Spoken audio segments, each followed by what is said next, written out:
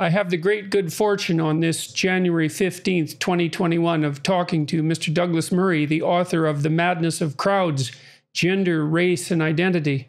Douglas and I met a couple of years ago and got along quite remarkably well. I think we did Douglas was gracious enough to mediate a discussion that I had with Sam Harris in what was the Olympic Stadium in London, if I remember correctly.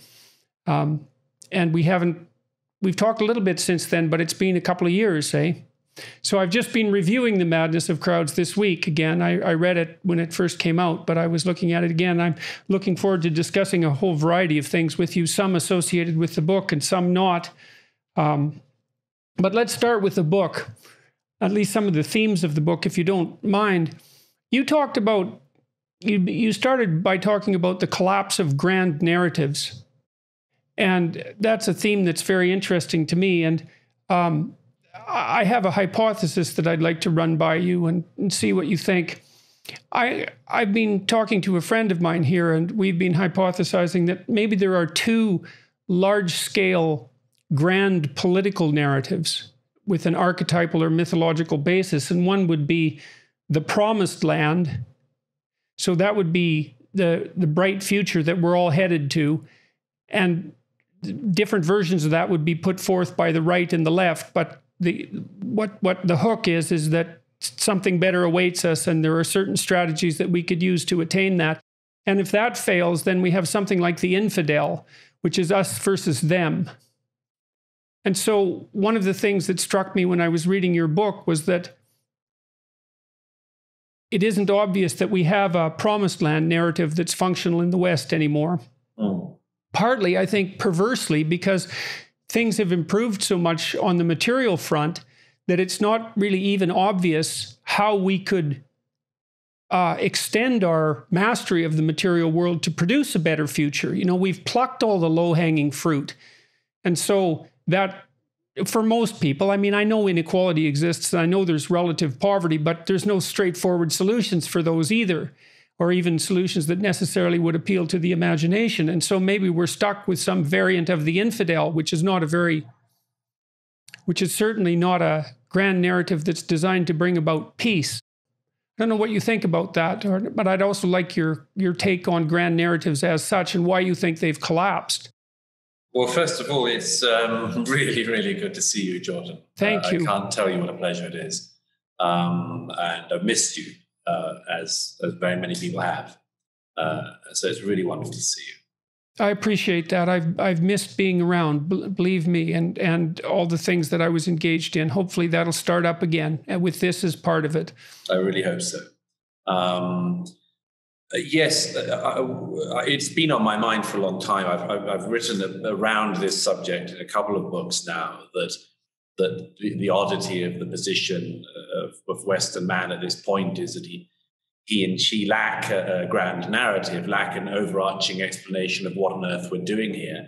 And I think you and I probably have the same experience, that when we were allowed to still congregate in public spaces, whenever you addressed anything around this issue, the whole fell silent.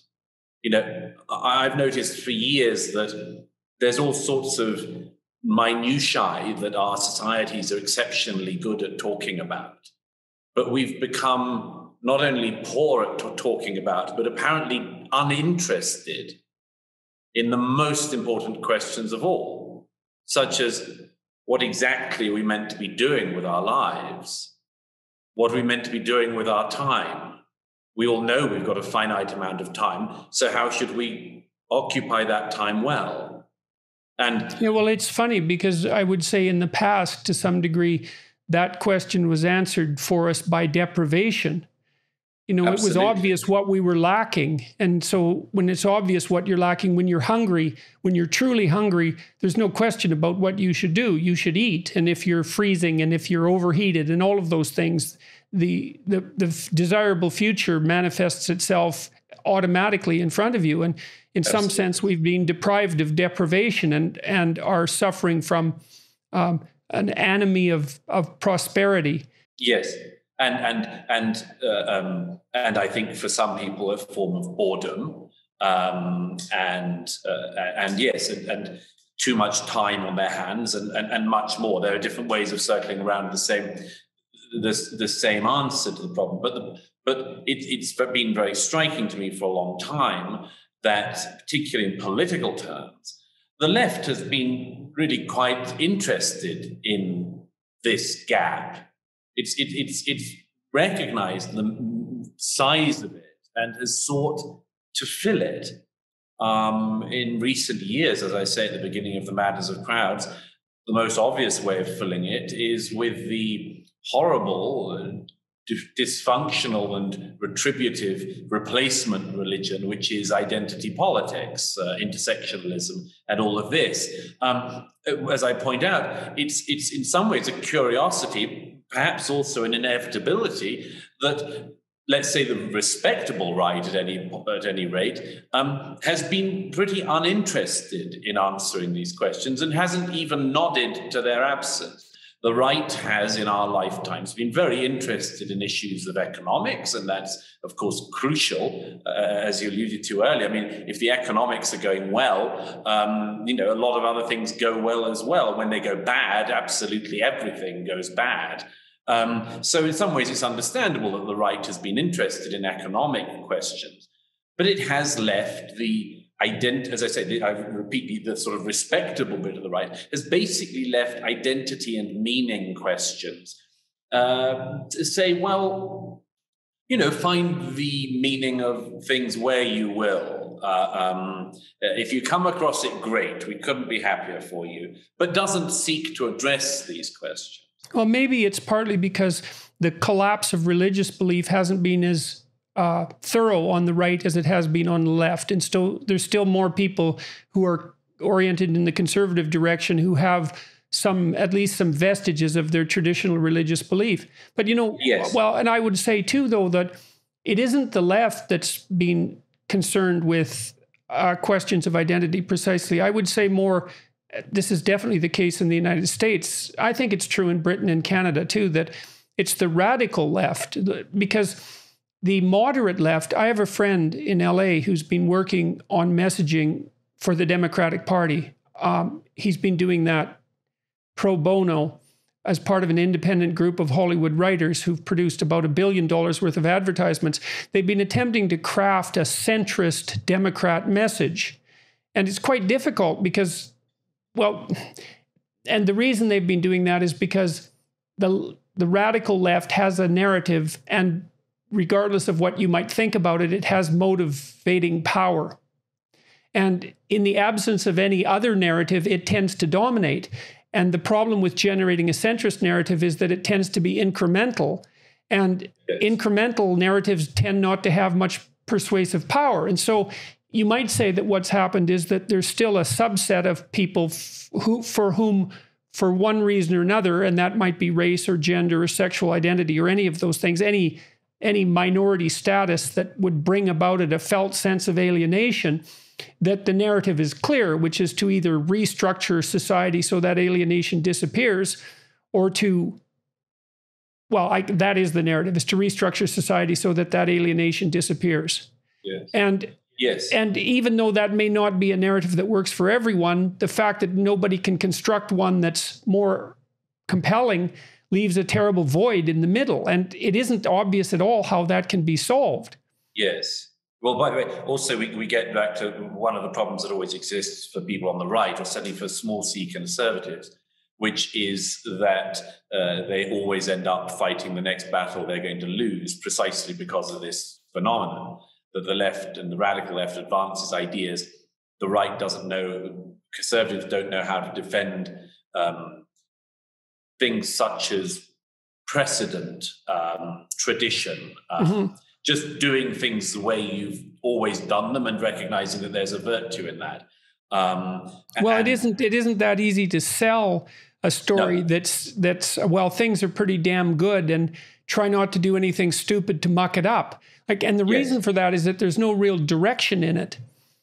And that's especially true for people who aren't fully ensconced within the society and feeling that they have an integral role to play. So it doesn't work conservatism doesn't work for felt outsiders. Yes, it looks, among other things, self-satisfied.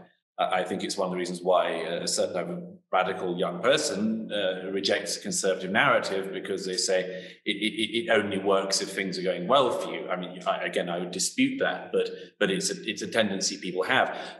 The other issue, though, on this is that conservatives, in general, it's part of the conservative mind, are resentful of and distrustful of people coming along with grand narratives. This is obviously a Burkean insight, why Burke takes the view he does of the events in France, and writes about in the Reflections. It's the most common trend throughout conservative thought, is a suspicion of thought, a suspicion of thinking and of philosophy and of grand ideas, precisely because of an innate recognition that such ideas can go so very badly wrong. But it leaves, and I've always thought that this is it's mainly seen as a disadvantage of conservatism. In fact, of course, it can be a very distinct advantage. But it only works as an advantage if things are going very badly wrong in whatever the utopian grand narrative project is that's being proposed. It's only when everything goes badly wrong with the utopianism that people realize the virtues of the conservative system. It's only after the French Revolution, when you've got the famines because you've killed all the people who know what to do. It's only after the Russian Revolution, when everyone's starving because the Bolsheviks don't know how to do the most basic things in food production, that people start to realize the virtue of the kind of conservatism that I'm describing. But until that moment of total collapse, the utopian radical left is always going to be at a distinct advantage. It's got a sexier product to sell. Well, the other problem is, of course, and this has to do, I think, with the way people are wired biologically with regards to their emotional responses, is that if everything is going well, everything that's going well is invisible. Yes. Because we habituate to anything that's predictable. And we're very sensitive to threat. So even when many things are going well, we're going to pay attention to those things that aren't, and we're not going to pay attention to everything that is working to maintain, say, this amazing infrastructure around us, which a conservative would say, well, it's very unlikely that this degree of stability and wealth can exist, let alone be maintained, and we should be very careful with it. But it's hard to keep the impulse going for that narrative, because that isn't how we work emotionally. Partly because it's not efficient to constantly be grateful for things that are predictable. It takes too much mental energy. Now, that doesn't mean that the grand narrative that's put forth by the left, and you talk about this particularly in terms of, let's say, identity politics and intersectionality. Identity politics seems to be predicated on the idea that certain rather arbitrarily selected features of individuals constitute the core element of their identity. I've never been sure exactly why it's those, it's the particular elements that are concentrated on race, sexuality, gender, sexual proclivity, say, why those tend to be the hallmark. And maybe it's because do you think it's reasonable to posit that it's because the leftists look at groups that have in fact experienced some degree of prejudice or alienation in the past, and then make whatever it was that produced the alienation the central characteristic of their identity? Yes, and well, there's that, and there's also the other one, which is the illusion that you can do very much about it. I mean, in our age, and obviously there are the issues I write about in Madness of Crowds, the presumption seems to be, and the selection seems to be something around the idea of there's something you can do about it. Now, by the way, this is a very confused narrative, because it both says that there are, as I say in the book, there are hardware issues and software issues, and it pretends that the software issues are hardware and the hardware issues can be software, and it doesn't really know what to do. For instance, it says that sexuality is definitely hardware, whereas sex is software. That just doesn't run as a simultaneous program. And it says, well, we don't really know what race is, and it gets into a hell of a lot of trouble and dodges it on race. It says that the only thing people are legitimately born into as an identity is being trans. And so all of this is incredibly messily ill thought out. But I have wondered whether it has something to do with this thing of you can do something about it. Because if you selected height, which is obviously one of the other ones you could do, which has a profound impact on people's lives. Yes, or attractiveness. Yes, there's just at some point you have to come across the thing that there's nothing you can do about it.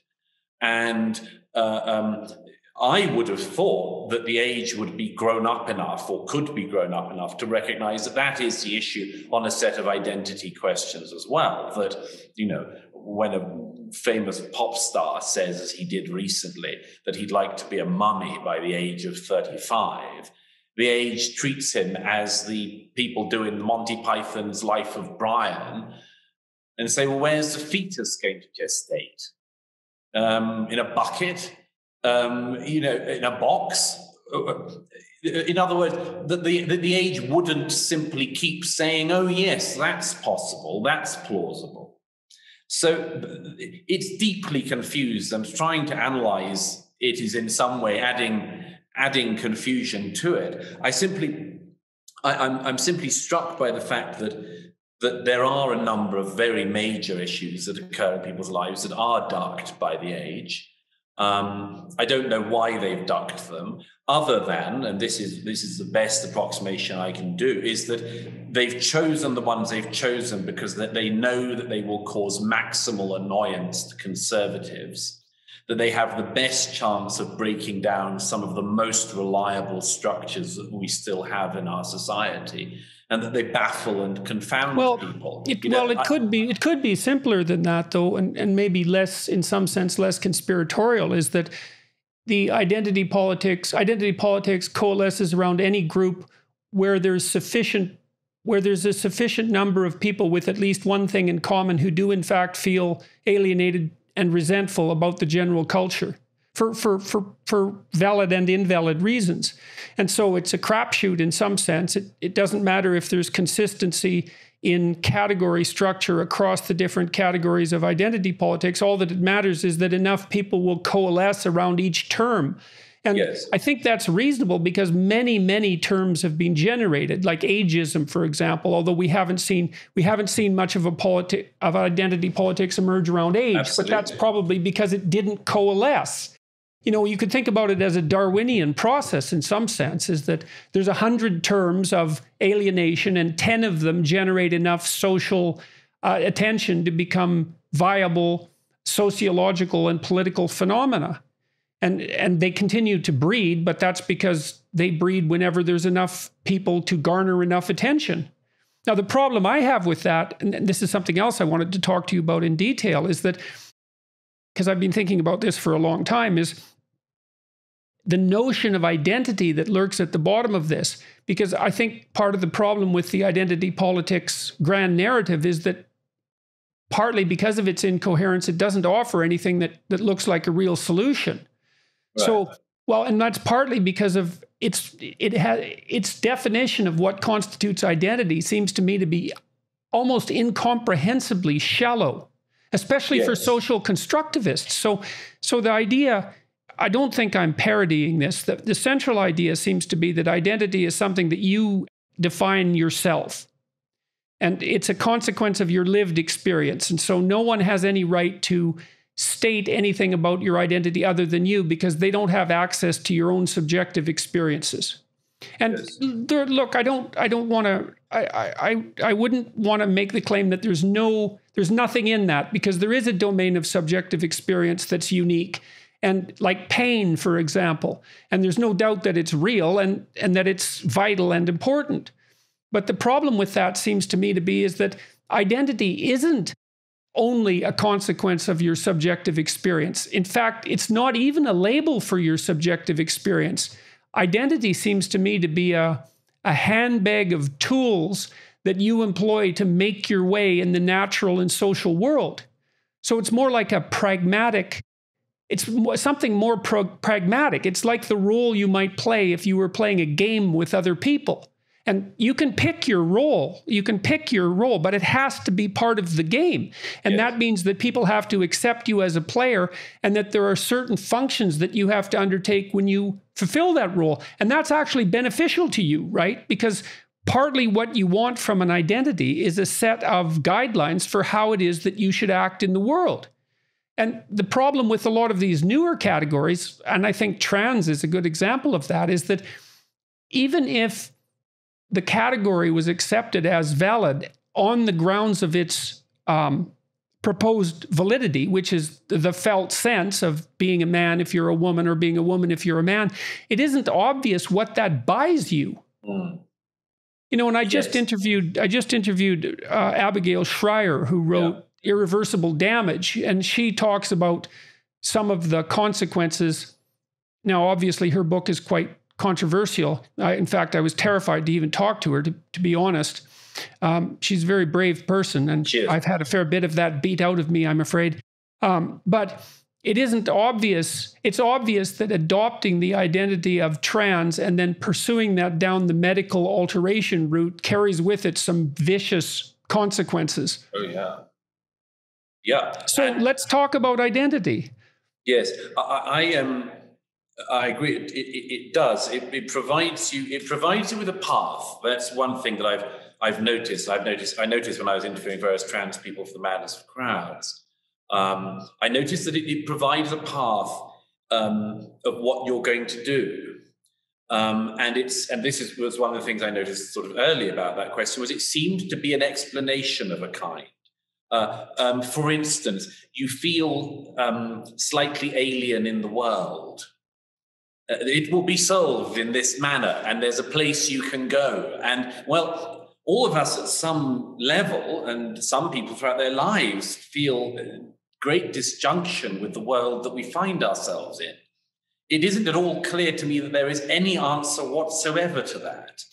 No, it's a permanent existential problem, right? Yes. That's man against society, essentially. And we're all crushed and formed by society to our detriment and to our benefit. Yes, and not just what society does to us, but our experience of life with or without society, to the extent that we can study man outside of society.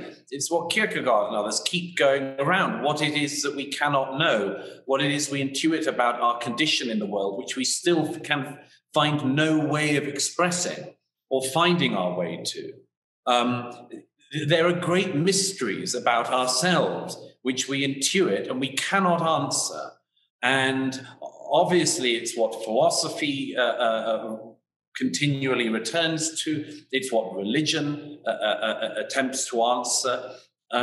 These are the deep questions of humankind. It's why all of this constantly crosses against, it goes across, for instance, aesthetics, because our senses, our late friend Roger Scruton often described better than anyone, our sense of beauty is so important because it gives us a sense of that thing we know and we know we cannot approach, something which is telling us something from a realm which we know we cannot access or can never access fully.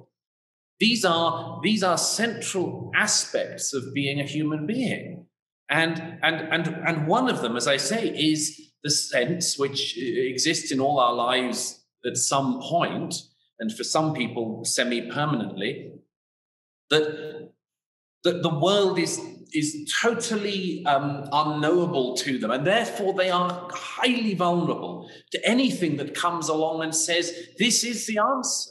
And I noticed... Well, you point out in your book, this is something quite interesting that supports this line of reasoning, which is you talk about the stripping of a particular identity from someone if they evince the wrong political platform. Yes. So Peter Thiel, for example, can't be gay because he's a Republican, and Kanye West can't be black because he came out in favor of Trump. And yes, that does argue the fact that that occurs, that stripping of the identity occurs, does indicate that the identity has a function and a purpose, right? Yes. So it's a way of being. It has a platform. It has a party manifesto.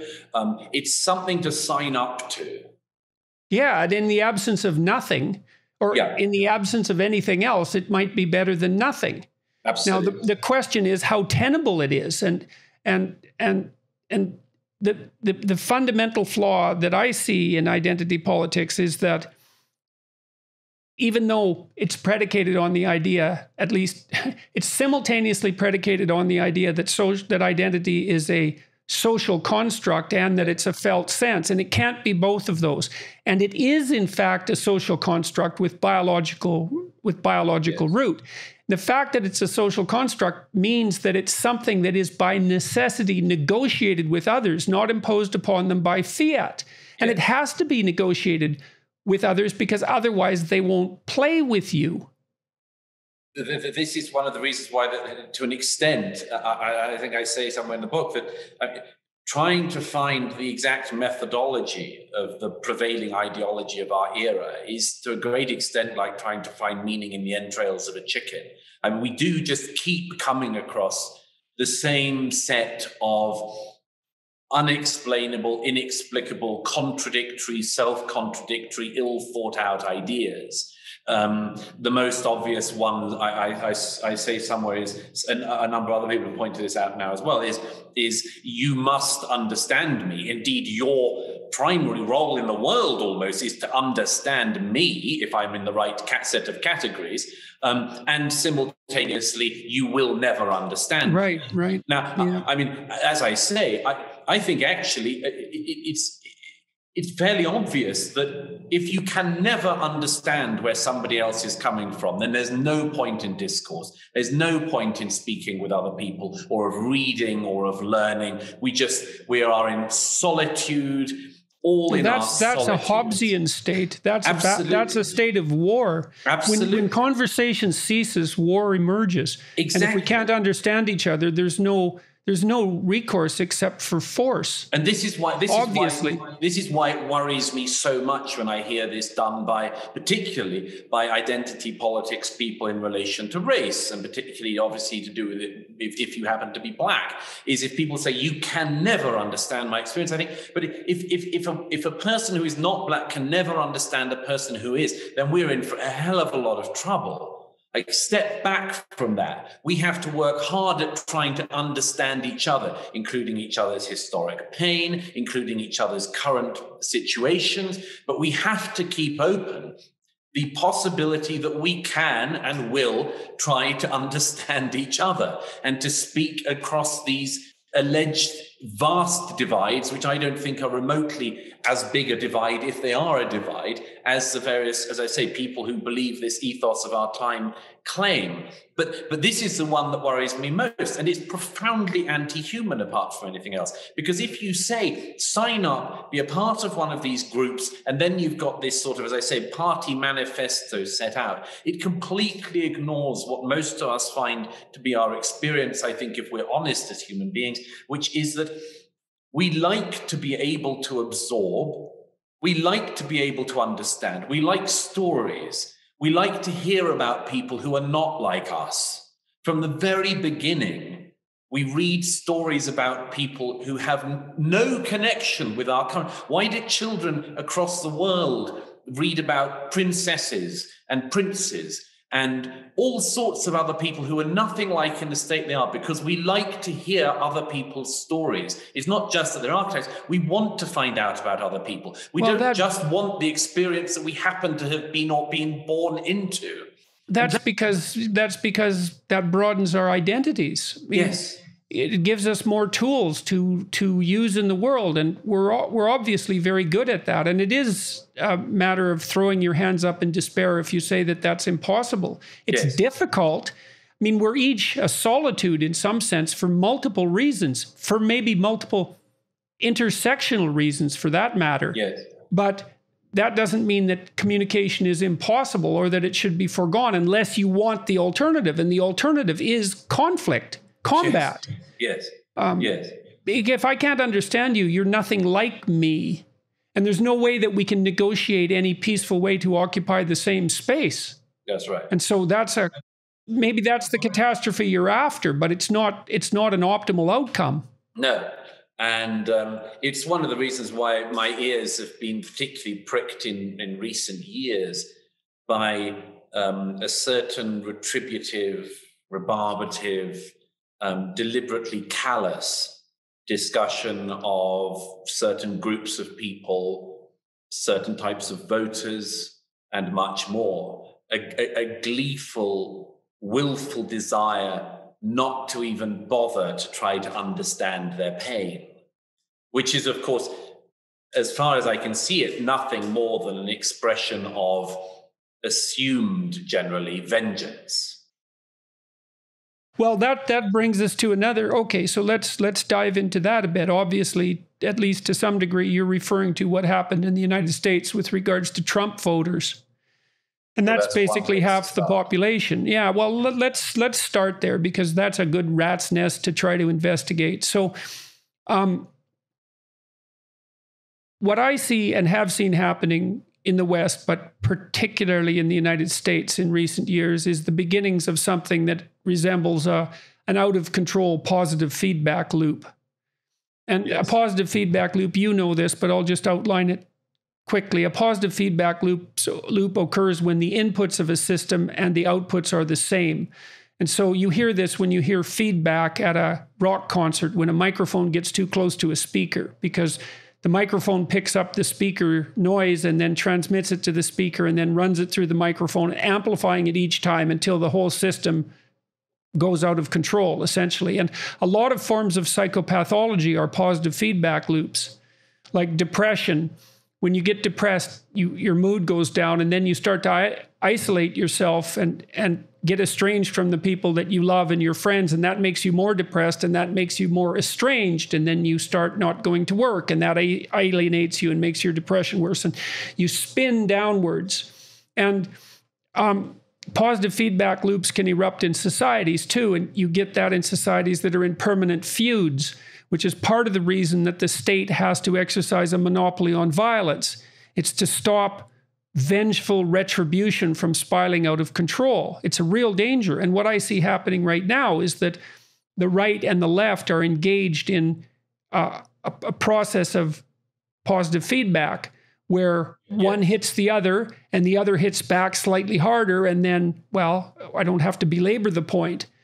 And I think that if you're temperamentally inclined to be on the right, you point to the left and you say, well, they started it. And if you're temperamentally inclined to be on the left, you point to the right and say, well, they started it. And yes, and here's how they're contributing to it. And you can point to innumerable examples. And where it all started is a rather arbitrary choice on your part. The question for me is how to dampen it down. And conservatives have a real problem at the moment, I believe, because of what happened with Trump in recent weeks. And so let me tell you what I understand, and you tell me what you think. Okay. I mean, I regarded Trump as a reaction to Clinton, essentially, and to her playing identity politics. And I believed that Trump didn't win so much as Hillary lost.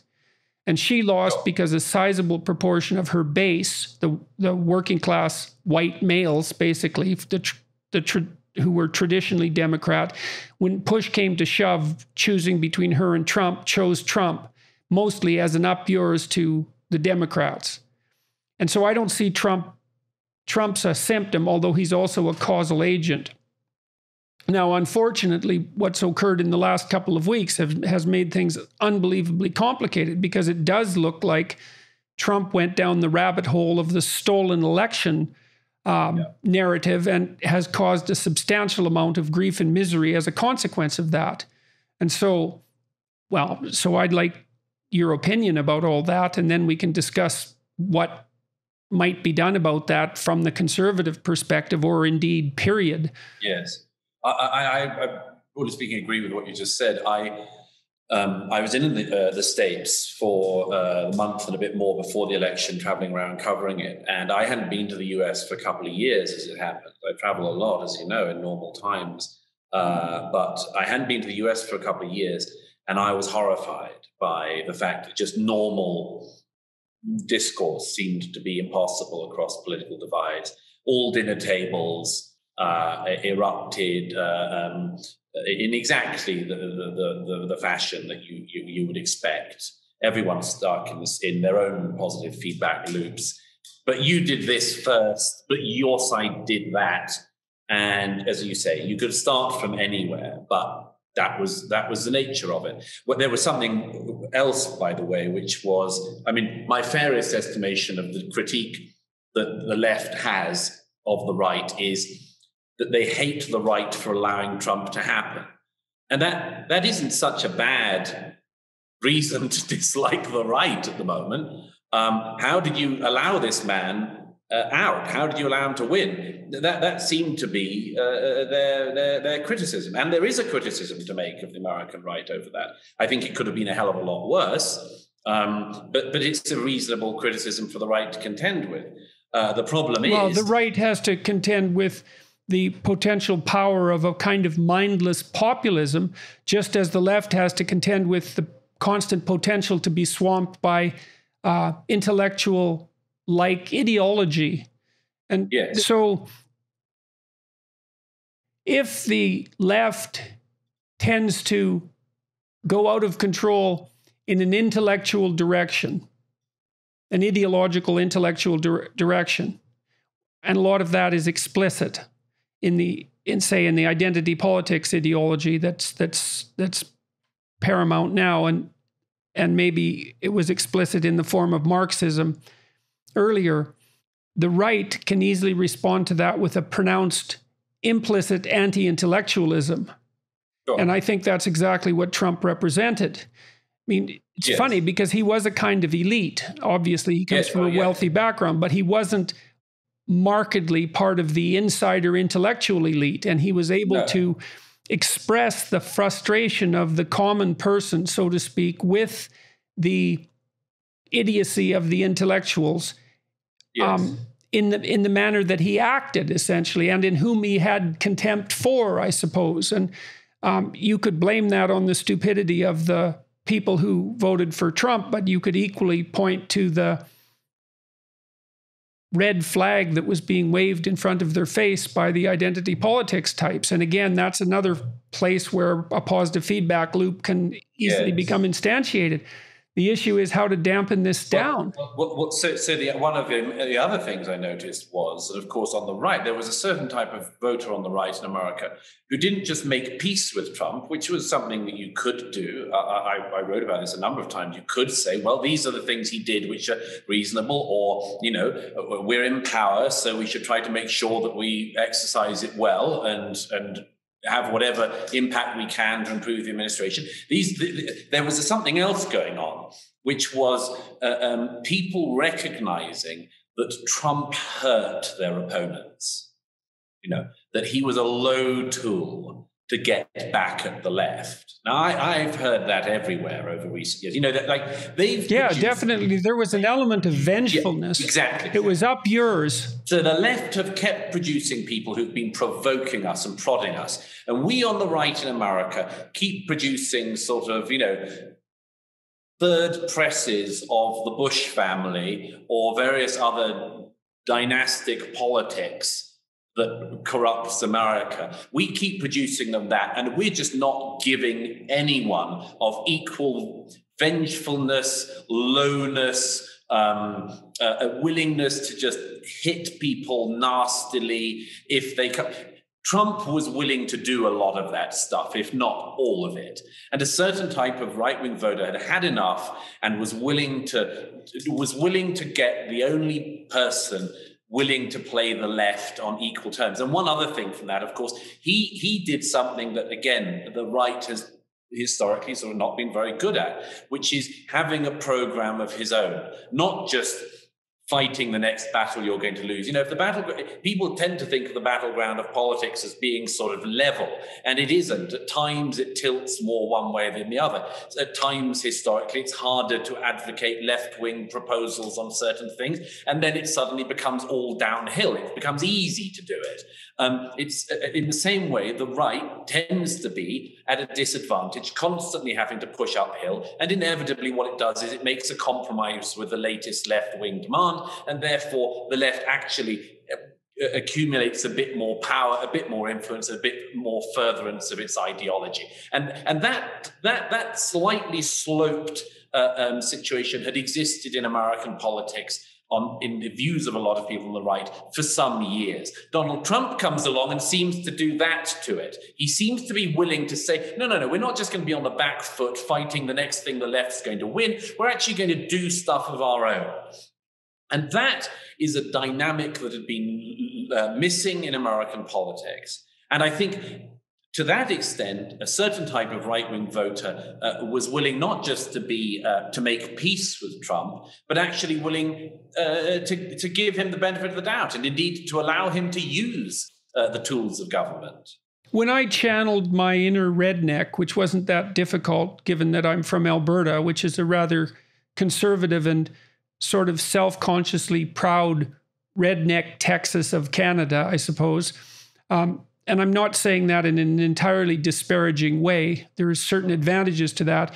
Anyways, when I was channeling my inner redneck, I could certainly come into contact with feelings of exactly that type. It was because I could imagine myself in the balloting chamber reaching out to put the check mark next to Hillary's name and saying, "Oh, to hell with it," which is a hell of a thing to say in the ballot room, and putting a check by Trump's name.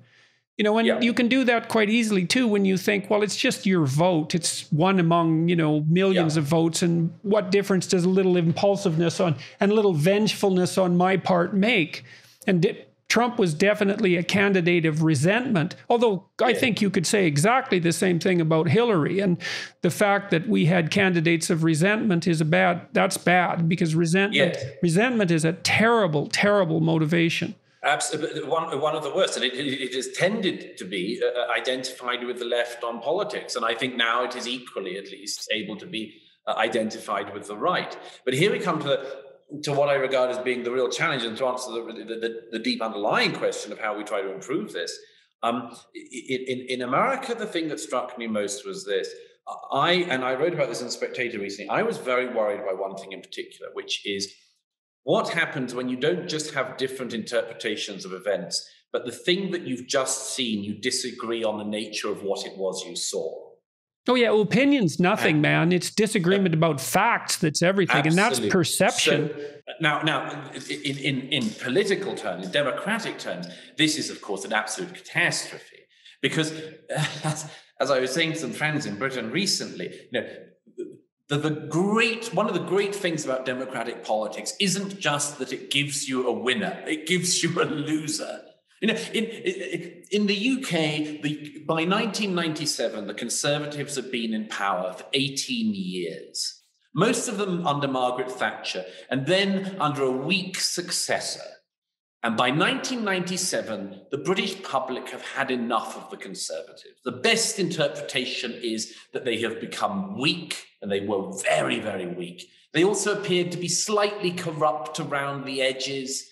They seemed to be all sorts. They seemed to be hypocritical on morality issues and much more. The country had had enough of them, and they voted them out in a landslide. And for 13 years, the Conservative Party is in the wilderness trying to work out how to be appealing to the electorate again, and it manages it. In the same way, by 2010, the Labour Party, the Labour left, have frankly become a bore to the public. They've been in office long enough. We've got the successor to Tony Blair, just like we had the successor to Margaret Thatcher. We're on the weak and falling apart, slightly, I don't use the word in a real sense, but a sort of corrupted part of the political system. It's late in the day, and the public vote the Conservatives back into office, albeit only in a coalition at first. But the important thing about this is, what does the party do in the interim? In the case of the UK, the left, after it loses the 2010 election, goes slightly further to the left, and then crazily far to the left. And then last year, in 2020, the British public, in its genius, totally rejects the far left-wing politics of Jeremy Corbyn. And now the Labour Party is in the process of trying to make itself electable again and coming into the centre. Why do I give this most of your viewers, obscure lesson in the last few decades of British politics, because the most important thing, in a way, was not who won, but who lost and what they did when they knew they'd lost. Yes. And yes. as you know, psychologically, this is one of the most important lessons. Freud writes about this in the essay on, on melancholia, that you have to be able to recognize that the thing has been lost in order to be able to even love again. You have to bury the thing that has been lost to recognize that it has gone. And what I am horrified by in American politics is the fact that that mourning process is not allowed to occur. They cannot bury the dead. They cannot grieve for the loss because they don't think they lost. You know, and again, I don't want to make... There's a technical problem there too, which is that the margin of victory wasn't much greater than the margin of error. You know, and that's been a problem for multiple elections now, right? 4 elections in a row. It's been too close to call. And, you know, there is always a certain amount of corruption in any electoral process. Maybe it's 0.5% or 0.25% in a pristine system.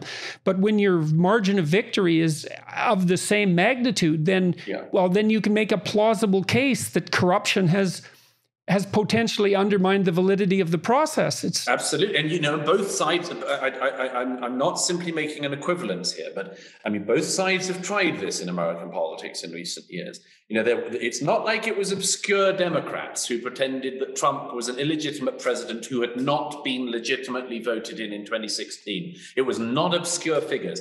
It was the woman who was defeated by him at the ballot box, who was among the people who played with the idea. First of all, we had that the Russians had actually manipulated the ballot machines. Remember that? You know, they all walk back from it now, that they were, or they pretend they didn't do it, but they were literally pretending and claiming that the Russians had managed to get access to the voting machines in America in 2016. And then they sort of slowly stepped it back, and they had that the Russians had sort of financed stuff, and then it was Russian bots. But for 4 years, the Democrats played with that. Trump then, totally reprehensibly, takes that even further and says that the election results can't be accepted, and he won't even leave office, is the first reaction, which obviously is playing with the most dangerous elements of the democratic process. And so you know, 9 out of 10 Trump voters now still say they believe he won the election. In terms of healing this, the first thing I can come up with on this, the first thing, the most basic thing, is that Joe Biden, after coming into office, has to make sure this never happens again. How does that happen? I'm not an American. I can only make, as it were, friendly suggestions. I would just make sure that the next president makes sure this can never happen again. That there is some bipartisan, non-partisan way in which they agree who wins the election next time round. And that 4 years from now, whoever wins, hypothetically, that's what the Electoral College was supposed to be doing. Absolutely. And I suppose it did perform that function, but was still, I do think, again, it's a problem of margin of error, a technical problem of margin of error. You know, you can't expect anything other than for there to be questions about the validity of an election when it's that close. It's going to happen. Well, you know, you can have these questions, but as long as you respect the outcome, I mean, you can have very close elections and still accept them. Yes. I mean, in 1997, there was a Conservative seat which I think was lost by 9 votes.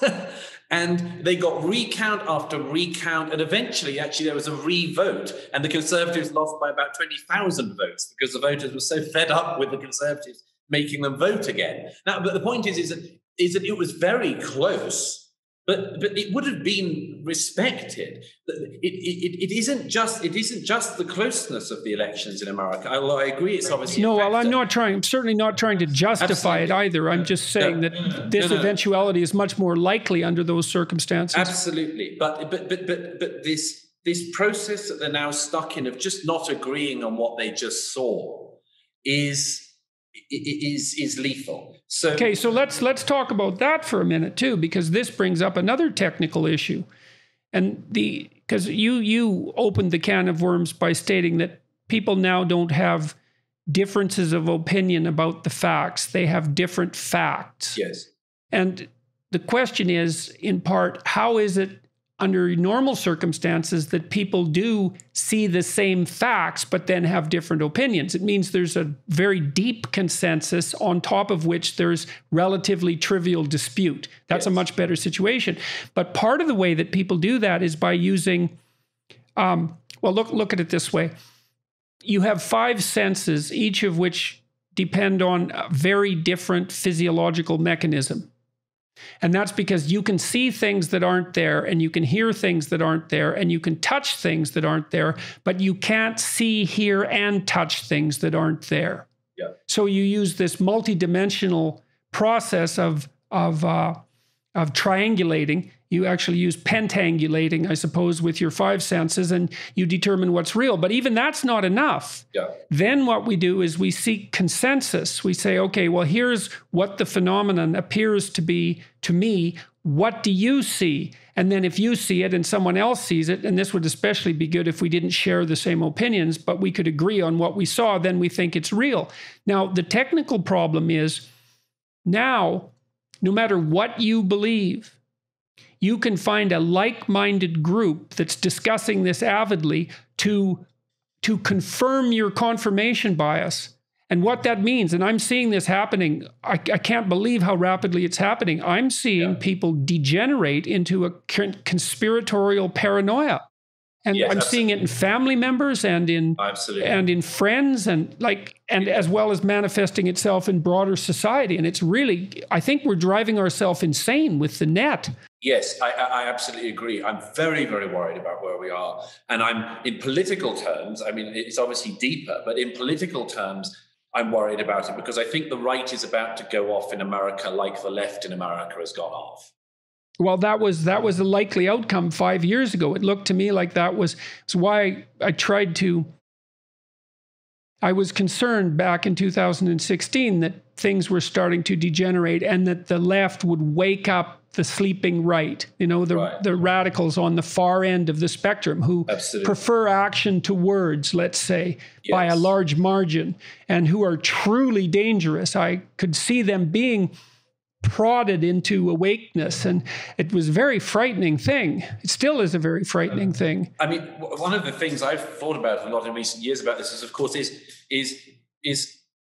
not just that there's that possibility of the two sides fighting against each other, but there ends up being no place to trust each other. This seems to me, in my conversations with people of different political types, what I notice is that there is the most important thing, if you're actually going to solve a problem, and you know better than anyone how much the political talk, shall we say, is actually not set up to solve problems. It's set up for a performative thing. It's set up for people to just play their part and read the script.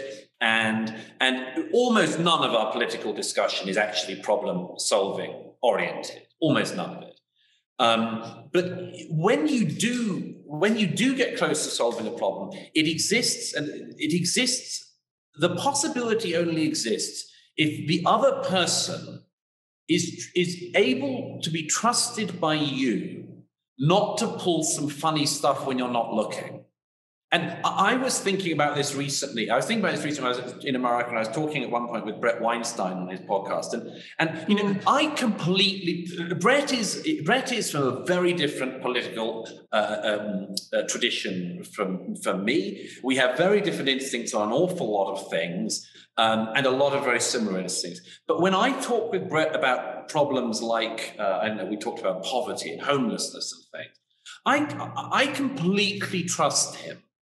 And he allows me to concede where I'm not willing often to concede, because I'm slightly worried that, for instance, let me give the obvious one. I worry about the inequality discussion, like a lot of people on the right, not because I don't believe inequality exists, but I worry that the people who've been thinking about it most are the ones with the worst possible answer.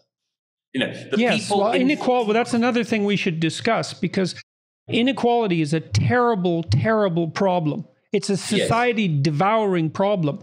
Yes. The only thing worse than inequality are the purported solutions frequently. Exactly. So, and so it's a perfect example of it, because every political side has a version of this. You know, I think, well, we've talked about this a bit in the past. I think one of the reasons that the right finds it so hard to persuade the left to talk about immigration, for instance, is that the left just doesn't want to acknowledge it's the serious debate it is, because it notices that the right is the side that's been thinking about it most, and it doesn't trust the answers the right has. So it's definitely something that both sides have as an instinct. So how do you solve a problem in this situation? Only by people from across the political divide trusting each other that they don't have something funny they're going to pull when you're not looking, or to put it another way, they're not going to do something when you're beyond your own competency on the subject you're trying to solve. So that's how you actually solve a problem. Now, of course, as I say, we're not solving any problems at the moment. And I noticed this. I said that the last couple of years is like the eye of Sauron. Our society, particularly whipped up by the wretched social media companies that make them rich, have turned our societies into a great eye of Sauron, which scours across the land, and it looks at one thing dementedly, and then it moves on to another thing. And the problem about it is it doesn't solve a damn thing. None of the things it focuses on. You know, it focuses what did we have? We had the green issue in January. It was meant to be a climate emergency of January of last year. Every Democratic government was meant to announce a climate emergency. Then we had the COVID emergency. Then we had the BLM emergency. You know, it's been emergency after emergency, and we don't seem to solve them. In fact, we seem to make them worse when we address them, because we can't agree on the thing that we're meant to be addressing. So, as I say, if I was to try to come up with the things to solve this, it would be that people from the left and right who could trust each other. And just one other thing on that. The thing about that is, the reason why I think we haven't been able to do that, particularly in America, is this. In my view, the American left has an incorrect approximation of the proximity of fascism to the American political system, you know, or white nationalism to the center of the political system. And obviously Trump has given them a heck of a lot of ammunition, but they were willing to use it anyway. They've been using it for years. They wanted to claim basically that fascism was very, very close. Now, you see scenes like the reprehensible scenes at the Capitol the other day, and you see the ammunition that these reprehensible people have just given the left to continue to pretend that the American right, all of the right, you know, CNN presenters and others have said all of the right is now with the Nazis, with the fascists, with the white supremacists. And if that's the case, you can't, if you're on the American left, communicate with anyone on the American right, because when you're not looking, they're going to smuggle fascism in and get you all. And the problem is that an element of the right, look, sometimes it's a reasonable critique, distrusts the left because it doesn't trust that its social welfare instincts aren't going to be then subsumed into their socialist instincts, aren't then going to be subsumed by a deep desire to have communism. So the right doesn't trust the left. Now, I think there are elements of the right that have, particularly in America, deeply overstated the proximity of communism to the American political system.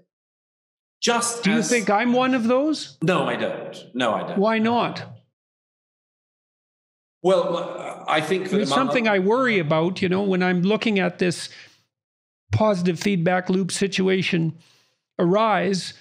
You know, I can't help but see similarities in the social identity movement and the Marxist movement. And I mean, you make that case in your book, so maybe you're one of them too, you know. Sure.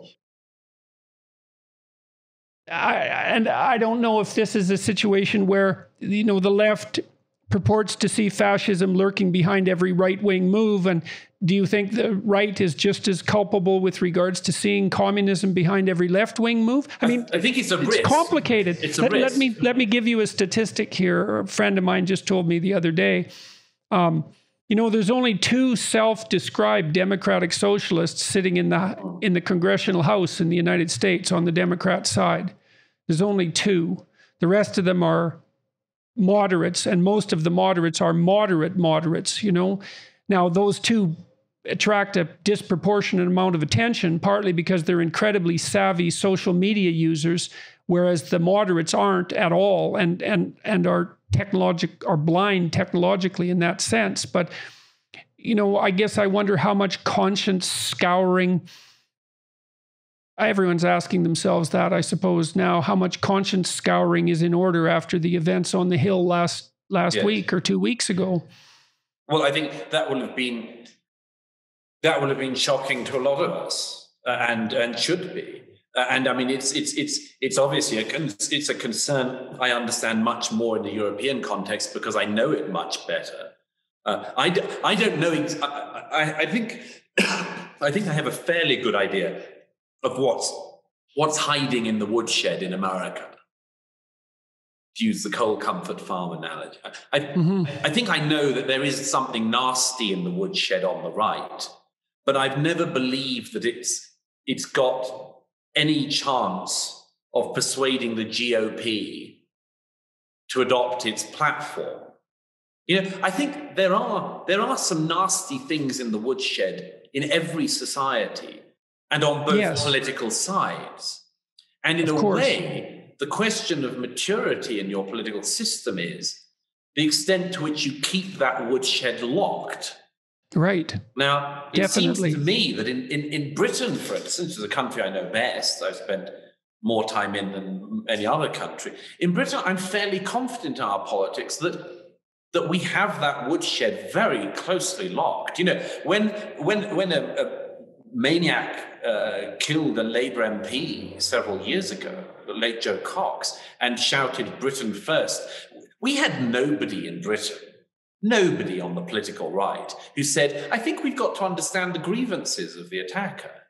We had nobody there. Nobody wants that anywhere near the political system. So what about the grievances? What do you think's happening in the U.S. on the right with regards to the grievances of the Capitol Hill protesters? Well, here seems to me to be the problem, that on the political left, and I saw this myself, because I was in Portland and I was in Seattle on my travels before the election, and I saw the immiserated state that Antifa and BLM have turned those cities into. I was disgusted by what I saw. I was disgusted by the fact that I spent several nights with Antifa in Portland, and seeing them and being mixed up with them undercover, obviously, seeing what they were doing to attack federal buildings and so on. I was just horrified. I've seen quite a lot of the world. I've seen a number of war zones. I've traveled all across Africa and the Middle East and the Far East. I've seen a lot of things. I've never seen a first world city like that. I've never seen that in a democracy. Never.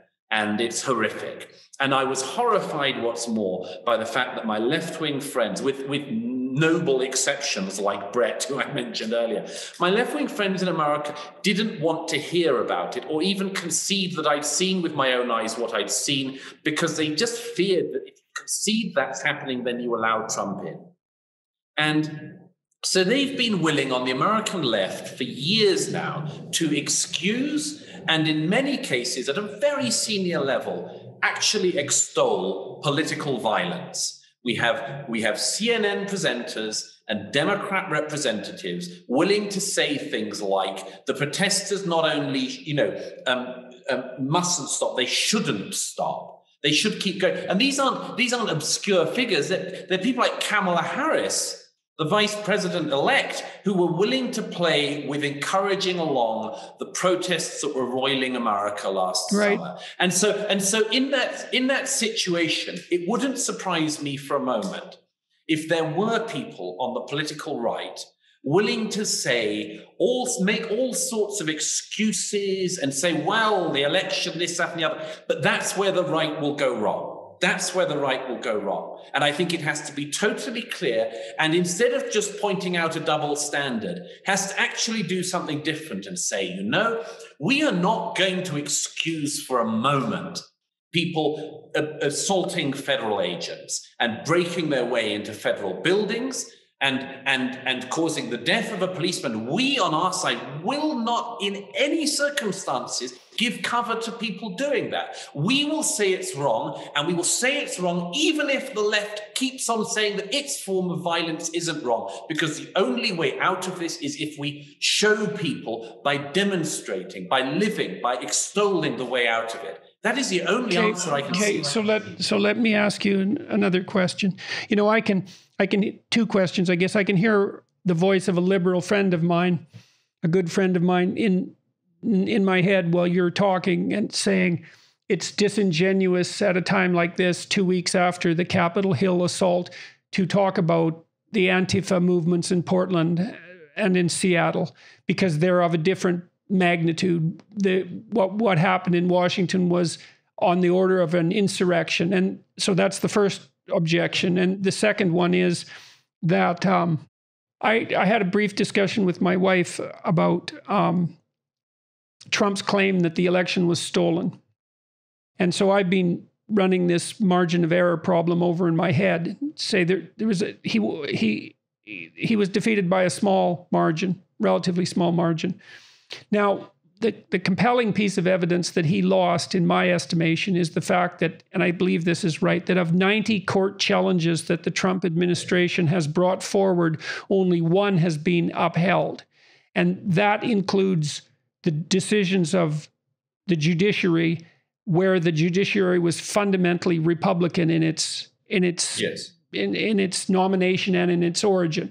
And so, and her response was, well, you've been saying for years that the judiciary has become increasingly corrupted by left-wing activists, let's say, which is really something that's happened to a large degree in Canada. How do you know that the judiciary itself isn't irredeemably corrupt? And right. I mean, I'm not willing to go that far. I don't believe for a moment that Republican nominated judiciary members have been corrupted by left-wing propaganda to the point where they overthrew the American election. But it's the fact that idea emerges is a real indication of breakdown in this trust that you've been, in this fundamental level of trust that we've been describing. All right, so I'm going to let you riff on those. Well, first of all, yes. In order to look, I have endless messages, as I'm sure you do now, from people on the American right, GOP voters, who want to persuade me that the election was stolen and that everybody has let Trump down. And in order to believe that, you have to not only believe that all of those courts were wrong and were corrupted in some way, but, for instance, that Vice President Pence was corrupted. And Mitch McConnell was corrupted. Right, and, exactly. Yes, all the senior leadership, people who. Okay, so it's worth dwelling on this for a moment, because lots of viewers are going to have this as a question. They're going to be wavering with regard to their attitude towards the election. So what we're saying is that here's the reasonable perspective. It was very close. No doubt there were irregularities. However, when Trump challenged the integrity of the vote, even the judiciary that would have been ideologically tilted towards him and even nominated by him in some circumstances, overruled his objections in the vast majority of cases. Plus, you just said, you also have to hypothesize that Mike Pence was somehow got to, and that all of the right-wingers, the Republican people on the right who refused to go along with Trump's claim that the election was stolen, all those people were subject to the same corruption. So the only person that's allowed to be pristine from that perspective is Trump himself. Right. Everywhere else, there's betrayal. And I would strongly urge people, apart from anything else, to look at the absurdity of that idea. That the only perfect person in the United States is Donald J. Trump. Really? Have you never had any doubts about his character? Have you never wondered about his priorities or his personality? Have you never allowed yourself to succumb to the temptation of gleefully using Trump as a weapon against people who have annoyed you in the past? Is your attraction towards Trump not generated in large part by a kind of resentment that you wouldn't be willing to proudly admit publicly? You have to, Right. and now you're in a situation where you have to think that he's the only paragon of virtue. Yeah. Absolutely. This is not a road that I would recommend traveling down. Absolutely, and I worry that, among other things, the opportunity cost to the Democrats of not recognize. The Democrats had 4 years where they could have realized that they lost to Trump in spite of the American public knowing who he was. Yes. Not that they didn't know his character or his flaws, but they knew all of them and they voted for him anyway. That's a heck of a lesson to try to learn from. And they should have spent 4 years trying to learn from it. And they didn't. And I think I don't know. I don't know if they didn't. I think this tangles us back up with the problem that we were discussing to begin with. Like, I've worked reasonably closely with the Greg Hurwitz's who did these ads. I met him with you in London. That's right. That's right. You did. That I forgot about that. And we've talked also about the collapse of the grand narrative. Like, it's not easy for the moderates on the Democrat side to get the stage. Partly they don't know how. They're not social media experts by any stretch of the imagination, and they may have some of the contempt that is associated with inability with regard to using the new media forms. They're not savvy in that regard, and they may have learned, at least in part, but I don't think they know how to control the ideologues on the left, and it's partly because they don't know how to put forth an alternative narrative. Well, here's one very straightforward one that the American left could do. It could recognize you can be proud of your country and feel that it's, broadly speaking, been a great force for good in the world without being a reprehensible person. Yes, absolutely. That's a very good place to start. And I would say the messages that have been put out by this particular group and the candidates that they have supported would agree with that statement. So they're. But the problem is it's hard for them. The point is they could have worked more on that. They could have worked to try to make the deplorables feel somewhat. That they less could feel alienated. That they heard that they didn't want to make their lives more painful. They wanted to lessen the pain. That could have been achieved. But the point is that now there's the risk of the same opportunity cost on the American right, that they're going to spend 4 years with this obsession over the election that's just passed, that massive amount of attention of voters and of thinkers and of outlets and of money and much more is going to be dedicated, first of all, to this attempt to prove that everyone other than the Trump family let America down in the last few months. And secondly, that, of course, it's going to continue to be caught up with the Trump train, and that he will haunt not just American politics, but specifically Republican politics. Okay, so let's talk about this impeachment move then. So my sense is that in some way Trump is better ignored than persecuted. Yes. And the reason I believe that is because of this move towards paranoid conspiratorial thinking that I see emerging everywhere. And the last thing you want to do to people who are becoming paranoid is to persecute them. And absolutely, for the Democrats if the Democrats are going to prosecute Trump, I shouldn't say persecute, not in that context anyways. If they're going to prosecute Trump, they need to figure out how to detach the prosecution of Trump from the persecution of people who voted for him. Yes. Right? That's a very tricky thing to do. And so I think it would be better to let him go with a whimper than to let him go with a bang. Well, here's one way, by the way. I know when I was writing about the BLM protests last summer, by the way, I make a suggestion here, by the way, the American media is much, much more corrupted than the British media. We still have a much wider variety of platforms in the UK, and they allow people a wider and better array of opinion than the American media, which is almost totally sunk. Not completely, but almost totally. In Britain, we don't have quite the same problem. Why do I say that? Because no editor of mine would allow me to claim that everyone who went on a BLM march looted. No editor of mine would allow me to write that. If I even tried it, and I wouldn't, I would immediately have my first edit back saying, you can't claim that, because Everybody who was upset at the death of George Floyd last summer did not go and loot the local Nike store. Some people did. It was too large a number, and there were too many people giving cover for them, and so on. But you can't say they all did.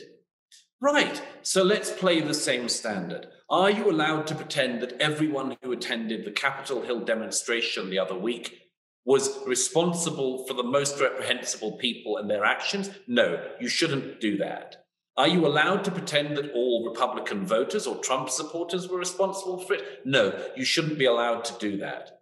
I mean, we could try to encourage not unless you want to live with the standard. consequences. Absolutely. We could try to hold people to that standard. It's a perfectly reasonable. It would have been journalism 101 in America until a few years ago. It's only, as I say, because of the totally corrupted nature of the American media that it's possible for that to happen. By the way, can I just give a quick, as it were, parenthesis on that? I was just writing a piece yesterday about Andy No and his forthcoming book, Unmasked, which I blurbed, and is now the #1 best-selling book on Amazon, happily. But I read one of the reports on again, I don't get stuck on the Antifa thing because the left-wing, the Democrat friend in your head will be saying he's talking about Antifa again. I want to get us off as soon as possible. But just to point to an example of the corruption of the American media. The American media reporting on the Antifa protests outside the bookstore in Portland and other places, trying to force them not to stock Andy's book. The reports on that said things like, and these weren't unusual or fringe publications, but ABC and other networks said things like, Andy No, who claimed to have been assaulted and hospitalized by Antifa in 2019. I said, what is this claimed to be?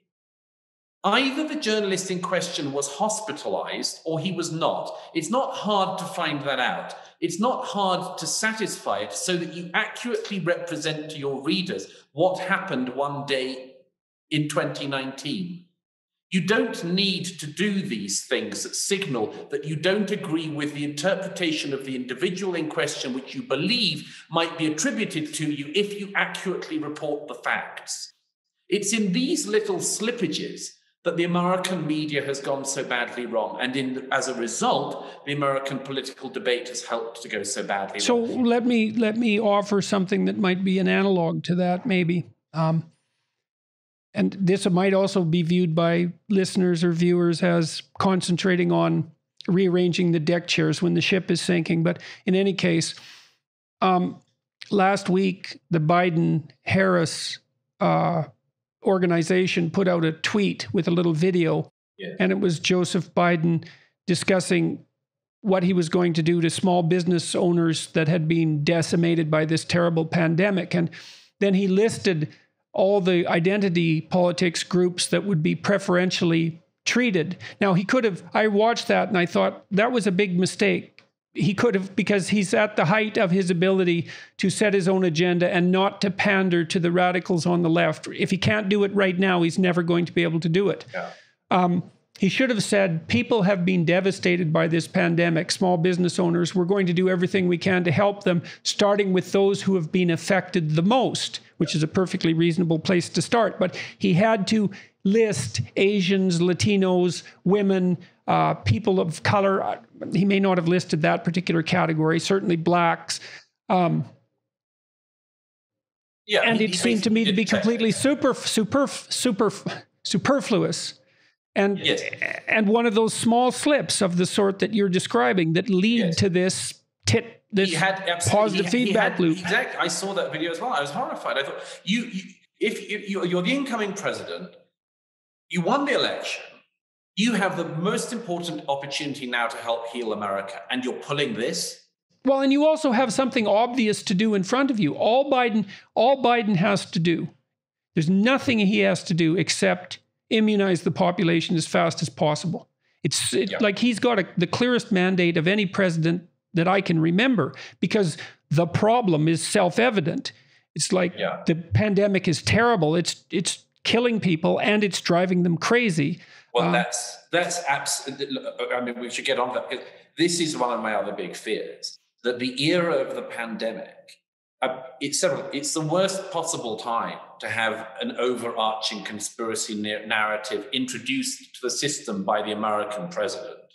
I mean, the outgoing American president.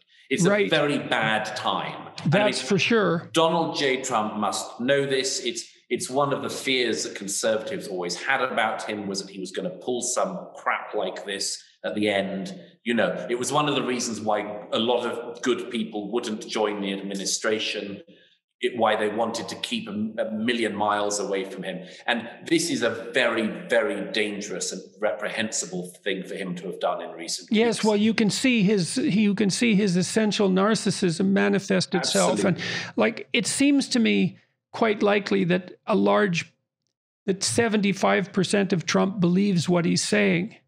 Can't conceive of the fact that he lost the election. And I mean, maybe that's not relevant, although I think I'm always trying to understand him from a psychological perspective. Sure. But I think his narcissism is so great that he's willing to risk, it appears that he's willing to risk everything in order to maintain Absolutely. his belief in victory. Yes, including the Republic and including all conservative voters, and yes, and more importantly, the Republic.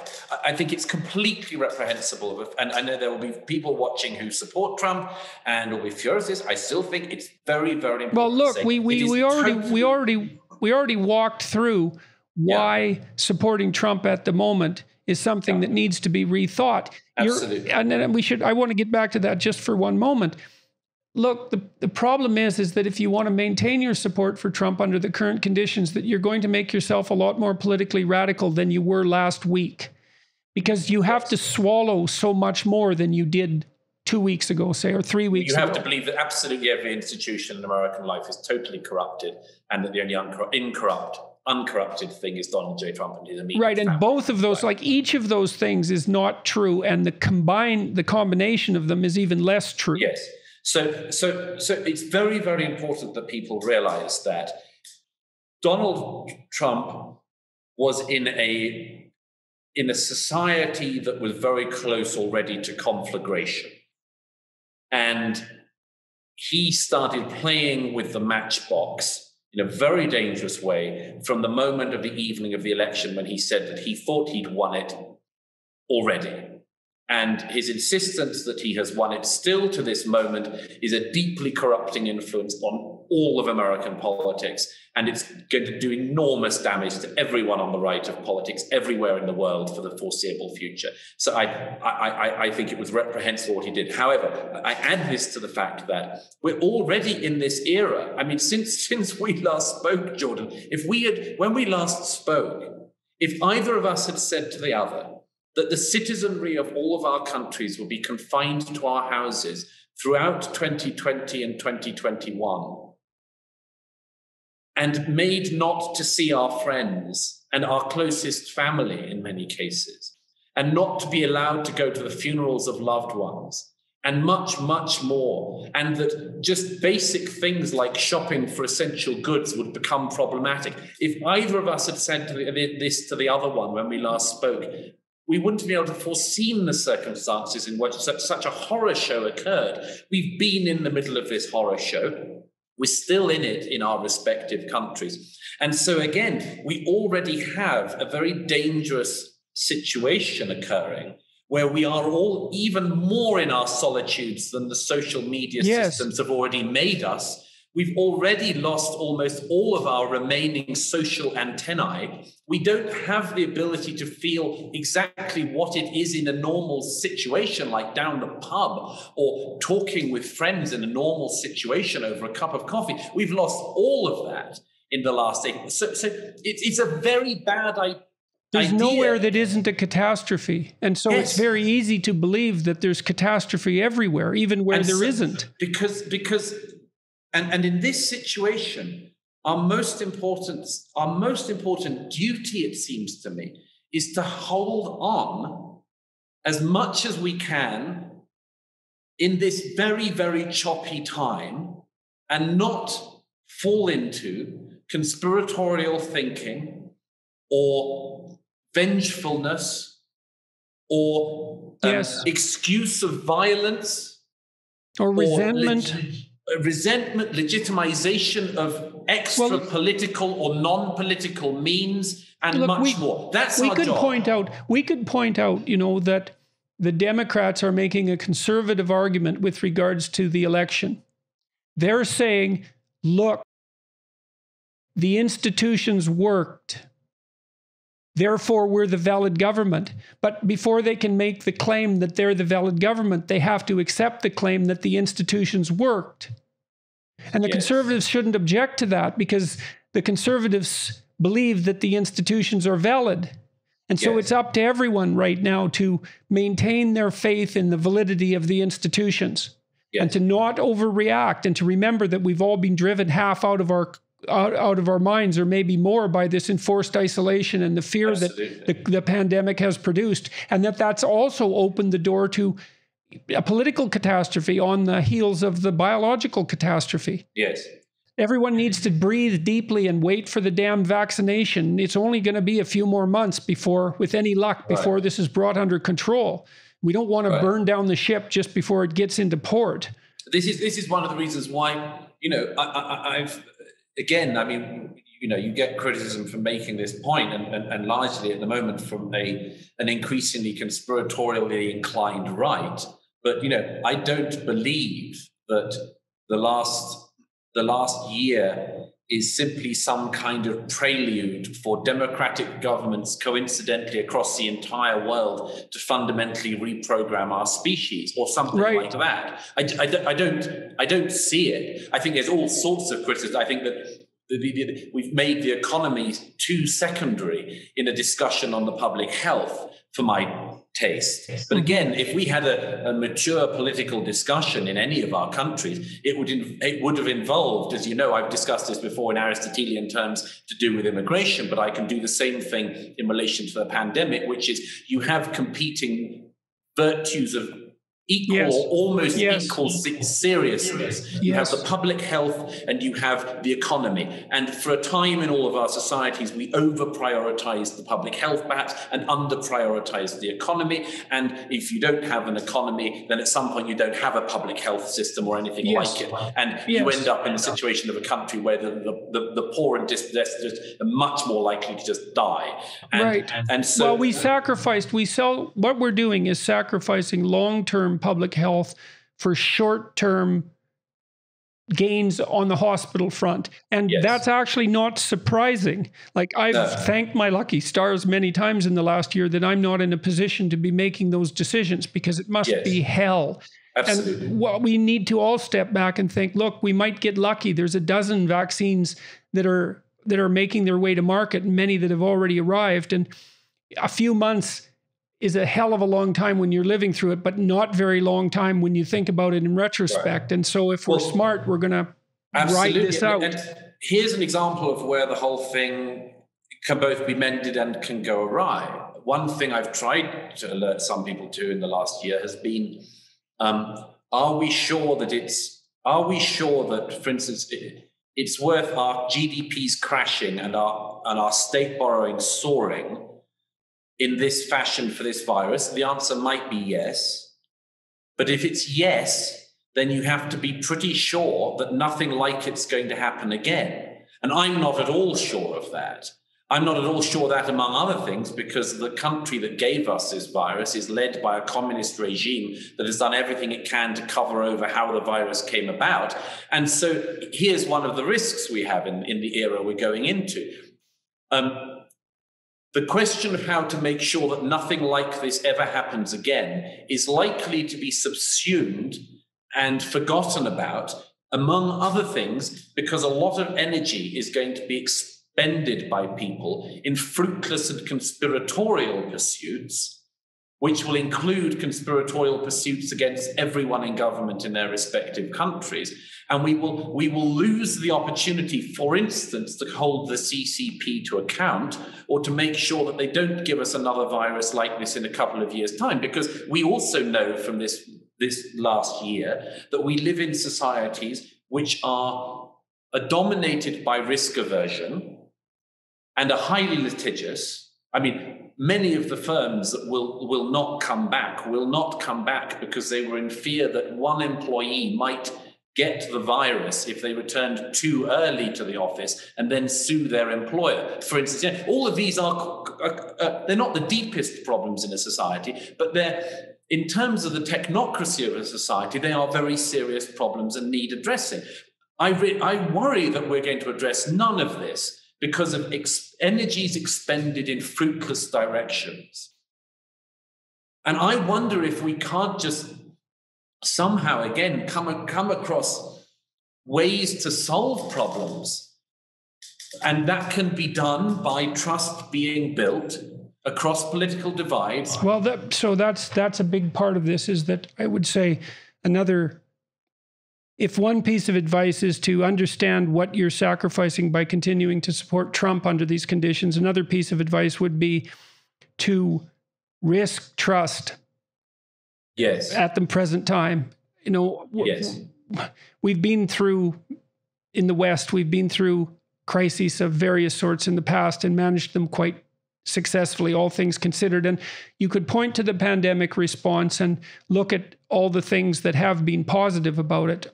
The biggest of those being the dozen or so vaccines or more that are in the pipeline and that have been produced with unbelievable speed and apparent utility. And I'm praying that that's the case, knowing full well that, vaccinating 100 million people with a relatively unproven chemical is a dangerous enterprise. But I'm praying that it goes well. And I'm praying as well that trust, I've been thinking increasingly, I wrote about this in my book that's coming out in March, about trust as a form of courage, right? Rather than, because naive trust is useless, and anybody who's been hit is no longer naive and so maybe no longer trusting, but you can replace that with a trust that's born out of courage. And if you manifest trust, even across a political divide, you call to the best in the person across that divide by saying, look, I'm willing to trust you, knowing full well that you're as big a snake as me. So that's what we need at the moment, and I'm hoping Biden well. He has a great burden, and I hope that he can be pragmatic and concentrate on the real problems and help us put. I was reading your book, and I kept thinking, this sounds like the past to me, because the pandemic has switched things around so dramatically. It's like, well, this is so 2018 and maybe it's not, maybe it's still valid for today, but maybe the pandemic has changed everything too. And, we can put some of these trivial and adolescent preoccupations behind us and concentrate on the real problems at hand. So some people listening will have heard me say this before, but when the pandemic first struck in 2020, I was under for a moment, I thought a lot of things, like all of us. One of my thoughts, secondary thought, was, at least that'll see off all the identity politics nonsense. I thought, well, no one's going to have much time for playing gender games if we're all going to lose a significant swathe of our loved ones.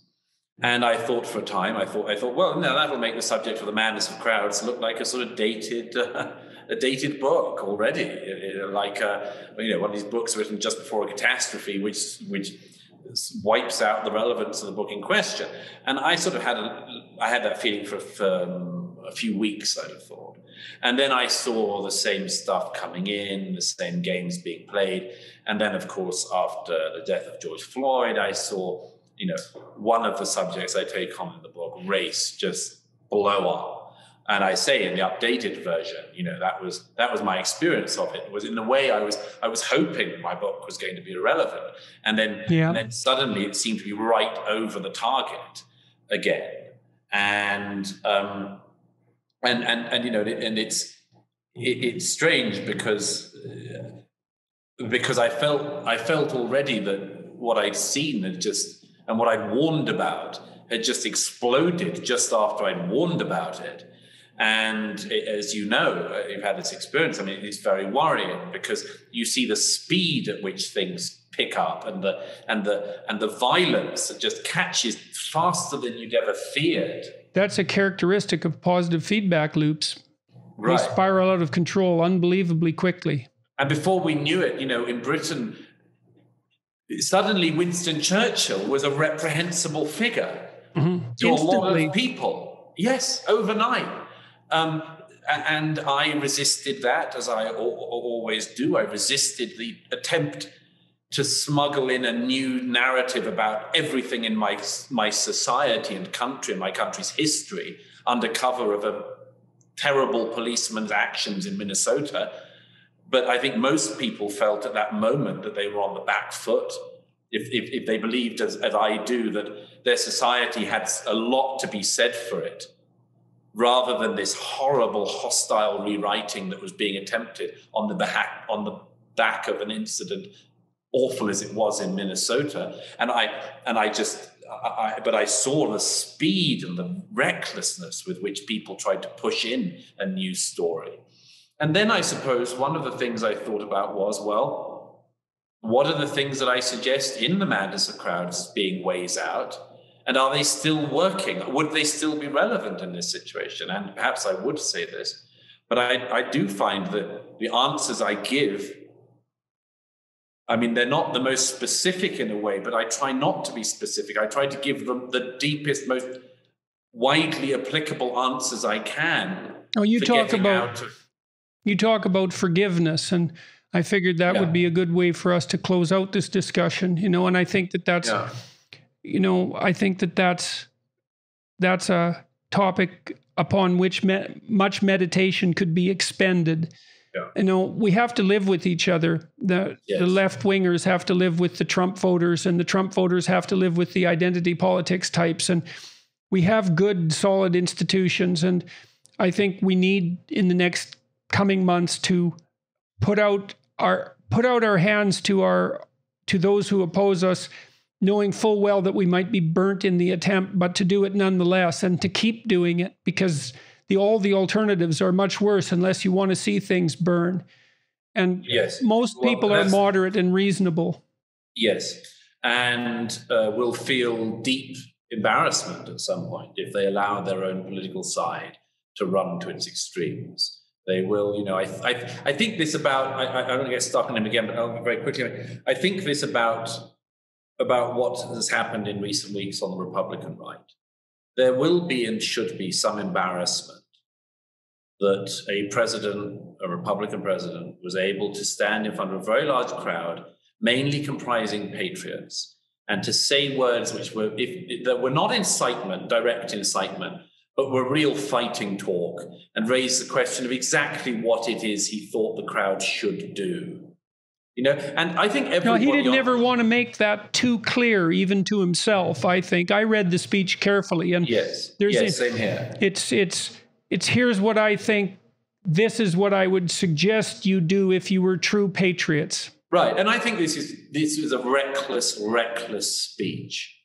And I think that people should have the decency on any and all political sides to say that recklessness, you don't have to go all the way to incitement, but reckless speech you've got to be careful with, and you've got to try to limit it, and you've got to try to call it out where you can, and not just enjoy it, because at some point it will lead to something which will humiliate you and humiliate your side, and much, much more. It will make you feel shame, and you want to try to avoid that. So in the madness of crowds, one of the things, as you say, I refer to is this, and I write a chapter on, is the importance of forgiveness. And it's quite easy when you're caught up, as you well know, when you're caught up in the sort of day-to-day fights that are going on, and the endless information and new examples and new lows that are always being hit. It's quite easy to lose sight of the deep underlying answers to some of our present traumas.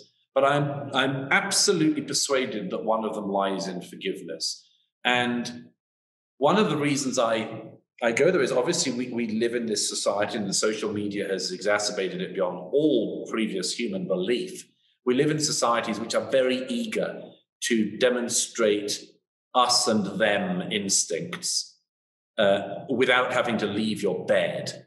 You can shame somebody, you can try to destroy them, you can do your bit to pick up on something somebody said or once said and go for them and pummel them and destroy them and everything, every future they've got. You can do that, but you should also know how dangerous it is. And my hope has always been that the more people saw this, the more they would step back from this manner of living. But the thing that struck me and made me write about the forgiveness thing in particular actually was something that Hannah Arendt, who perhaps isn't a thinker I think over highly of, actually. All sorts of criticisms of her, like a lot of people have. But there's a lecture that Hannah Arendt delivered in the 50s. I happened to read a few years ago, and it just made an enormous impression on me. Because Arendt says in this lecture something I think will be highly pertinent to a lot of people listening, which is that we've always, as human beings, had one worry in particular, which is how do we act in the world? How do we act in the world? How do we put one's foot in front of the other? How do we put one word in front of another and say the next one and decide what our actions should be day to day, never mind year to year?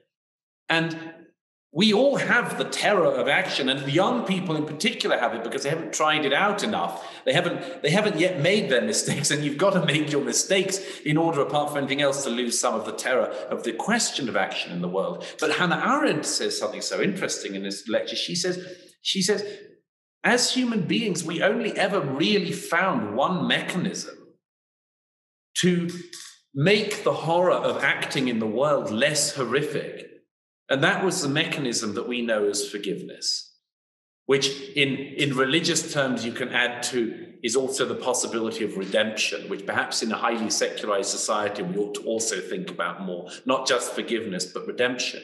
And I say that this is therefore something that we should all be trying to exercise in our lives, because we sure as hell know that we as individuals do not want to ourselves be treated without ever having forgiveness demonstrated to us by other people towards us. We don't want to live in a situation where when we once slip, if we once wear the wrong thing or make the wrong move or make the wrong move on someone else or say the wrong thing, we don't want to live in the world where we at any moment can destroy ourselves catastrophically and unmendably. We don't want to live in that world ourselves. So why would we expect other people to live in that world or to want to live in that world? And the mechanism, therefore, that we all have to, in our political and non-political lives, because politics damn well isn't everything, but in our political and non-political lives, we have to work at finding ways to forgive. And there's a lot to say about this, but this seems to me to be one of the absolute keys in our time that we all need to work on. How can I forgive a person who has done a wrong to me? How can I allow somebody else who may have made a mistake to live again for it, to live again? It's not the same thing, as you well know. I mean, it's not the same thing as being willfully naive. It's not about just giving people, second time. It's the nature of the apology matters deeply as well, of course. The nature of the seeking for redemption or the seeking for forgiveness matters.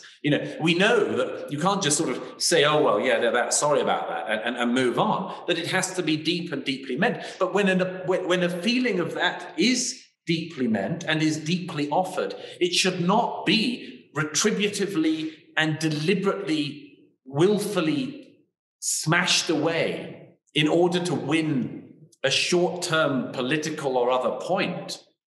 And so I think that's an excellent place to end the conversation, and for everyone who's listening to consider deeply in the upcoming months. We want to extend an intelligent and compassionate hand across the political divide and hope that we don't rock the boat any further than nature has already decided to rock it.